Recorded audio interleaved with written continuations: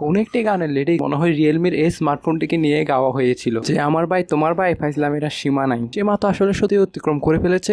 এসব কথার লাইন বুঝতে হলে আমাদেরকে একটু ব্যাক টেসে যেতে হবে। প্রত্যেক দিনের মতন আজকেও কিন্তু সকালে ঘুম থেকে উঠে হঠাৎ দেখতে পেলাম যে রিয়েলমি 663 স্মার্টফোনটিকে নিয়ে রিয়েলমি কিন্তু মার্কেটিং করছে যে স্মার্টফোনটি হাত থেকে ফেললেও কিছু হবে না। আর এই স্মার্টফোনটি কিন্তু আমরা বাংলাদেশের বাজারে 16 থেকে 17,000 টাকার মতো অফিসিয়ালি পেয়ে যাচ্ছি। এটা নাকি বাজেট সেগমেন্টের প্রথম আপনার ব্যাগ এন্ড লেদার অফার করছে। ব্যাপারটা অবশ্য প্রথমে দিক দিয়ে ভালোই লাগলো। দ্বিতীয় ভালো লাগার বিষয় হচ্ছে স্মার্টফোনটির ব্যাক প্যানেলের ডিজাইনটা। আর এই স্মার্টফোনটির দ্বিতীয় ভালো লাগার বিষয়টা হচ্ছে স্মার্টফোনের ডিজাইনের লুকটা অনেকেই প্রেমে পড়তে পারে। আর অনেকে অবশ্যই মনে করবে ফেলেছেন স্মার্টফোনের ব্যাক অনেকটা আইফোন থেকে ইন্সপায়ার। তাই ফার্স্ট লুকে এটা অনেকে আপনার বলতে কনফিউজ হয়ে যাবে যে এটা কি রিয়েলমির একটি স্মার্টফোন নাকি একটি আইফোন। ওয়েট ডিজাইনটা যে প্রিমিয়াম সেটা অবশ্যই মানানসই আর প্রশংসনীয় বটে। তবে যারা বিজ্ঞান লেদারই পছন্দ করে না, এটা অবশ্যই আরেকটা ভ্যারিয়েন্টে অ্যাভেলেবেল থাকছে যেখানে ব্যাক অবশ্য প্লাস্টিক ব্যবহার করা হয়েছে। ওভারঅল ডিজাইন নিয়ে বললে কিন্তু সবাই এখানে ফার্স্ট লুকে স্যাটিসফাইড। 7.7 মিলিমিটার টিকনেসের সাথে আসা স্মার্টফোনে কিন্তু ফ্রেমেও থাকছে প্লাস্টিক, কারণ এট দ্য বাজেট আপনি কিন্তু এর থেকে প্রিমিয়াম কিছু আশা করতে পারেন না। এই স্মার্টফোনটিতে কিন্তু 5000 mAh ব্যাটারি ব্যবহারের সত্ত্বেও স্মার্টফোনটি সম্পূর্ণ ওজন করা হয়েছে আপনার 191 গ্রাম। তো ওভারঅল ওয়েট ডিস্ট্রিবিউশন নিয়ে বললে আমি কিন্তু গুড এন্ড এনাফে বলবো। এটি নিয়েও কিন্তু আমার কোনো প্রকার মাথা ব্যথা নাই এবং এ থেকে আপনি ইজিলি 1 থেকে 1.5 দিনের মতন ব্যাটারি ব্যাকআপ ইজিলি পেয়ে যাবেন। ব্যাটারি যখন জিরো হয়ে যাবে তখন কিন্তু চার্জ করার জন্য থাকছে এখানে 45 ওয়াটের একটি ফাস্ট চার্জার। এবার একটু নড়াচড়া বিষয়ে আসা যাক। স্মার্টফোনটি ফ্রন্ট আসলে আপনি 6.75 ইঞ্চের একটি IPS LCD প্যানেল পাবেন, তবে এটি একটি নচযুক্ত ডিসপ্লে এবং এতে থাকছে আপনার 1900 ফাস্ট রিফ্রেশ রেট। রেজলিউশন হিসেবে থাকছে আপনার 720x1600 পিক্সেলস। তবে দুঃখের কথা এই যে স্মার্টফোনটিতে মাত্র থাকছে 260p পাই ডেনসিটি। আপনারা যারা পাঞ্চি লেভেলের একটু ডিসপ্লে ইউজ করে থাকেন তারা যদি এই স্মার্টফোনটিতে শিফট হন তাহলে এই স্মার্টফোনের ডিসপ্লেটা কিন্তু একটু ওয়ার্ম টাইপের লাগবে। আর ভিজিবিলিটির জন্য ব্যবহার করা হয়েছে কিন্তু 560 নিটসের আপনার পিক ব্রাইটনেস, ফলে সরাসরি রোদের আলোতে একটু প্যারায় পড়তে হবে। ফলে বাজেট হিসেবে ডিসপ্লে নিয়ে বললে কিন্তু আর একটু ভালো কিছু আশা করা যায়। তবে তারা কিন্তু এই স্মার্টফোনটিতে আপনার এয়ার জেস্টারের মতন ফিউচার দিয়ে দিয়েছে, ফলে আপনি হাতের ইশারায় কিন্তু আপনার স্মার্টফোনটিকে কন্ট্রোল করতে পারবেন। তো আপনাদের মন এখনো চটপট করছে যে আমার বলা প্রথম লাইনটা যে তার উত্তরটা এখনো মিলছে না। তবে শুনুন, একটা স্মার্টফোনে শুধু ডিজাইন ভালো হলেই চলে না, স্মার্টফোনের ডিসপ্লে পারফরমেন্স ক্যামেরা সেটআপ কিন্তু ওভারঅল ভালো হতে হয়। স্মার্টফোনটিতে কিন্তু এরা চিপসেট হিসেবে ব্যবহার করা হয়েছে ইউনিসক টিগার T612, যেটা 12nm বেস টিকটক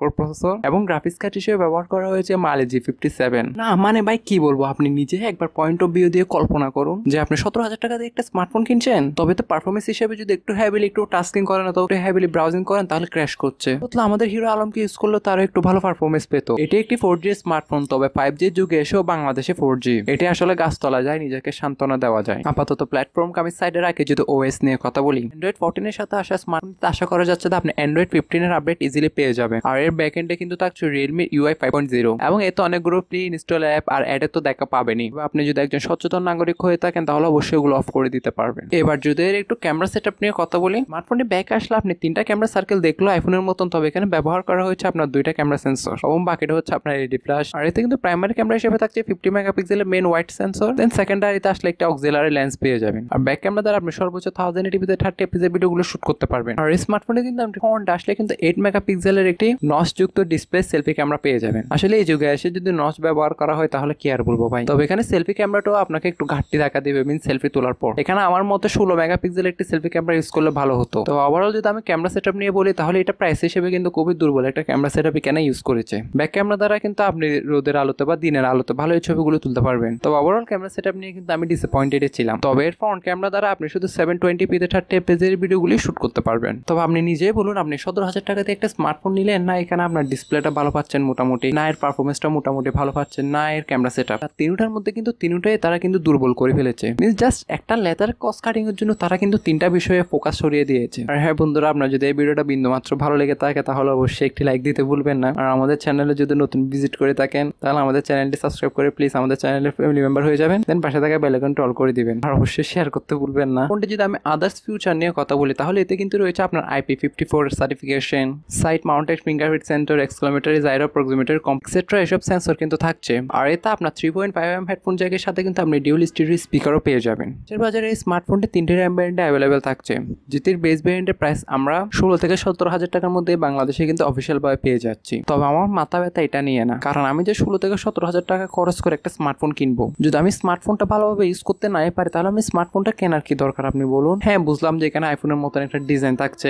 দেন এর পপ আপ মিন্স এর সামনে কিন্তু ডাইনামিক আইল্যান্ডের মতন কিছু অ্যানিমেশনও শো করবে। ওভারঅল স্মার্টফোনের স্পেসিফিকেশনের দিক দিয়ে শুধু এই স্মার্টফোনের ডিজাইনটাই সবার ভালো লাগবে। আর বাকিটা আপনি বলুন, আপনি একটা স্মার্টফোন কিনবেন, মানুষকে শুধু এটা হাতে নিয়ে ডিজাইন ডিজাইনই দেখাবেন? আপনি তো অবশ্যই ইউজ করবেন। যদি ইউজ করে মজা না পান তাহলে তখন কি আর বলুন গাছতলা যায় আর নিজেকে কি আর সান্ত্বনা দেওয়া যায়? অলরেডি তাদের এসব কর্মকাণ্ড দেখে শান্তির মা কিন্তু অনেক আগেই বিদায় নিয়ে ফেলছে। এখন বাকিটা আপনাদের উপর, আপনাদের কি মত এই স্মার্টফোনটির সম্পর্কে। হোপফুলি এই ভিডিওটা আপনাদের সবারই ভালো লেগেছে। দেখা হচ্ছে পরবর্তী কোনো একটি ভিডিওতে নতুন একটি ইনভেস্টিগেশন নিয়ে। ততক্ষণ পর্যন্ত আপনারা ভালো থাকবেন, সুস্থ থাকবেন। Take care. আল্লাহ হাফেজ। আসসালামু আলাইকুম।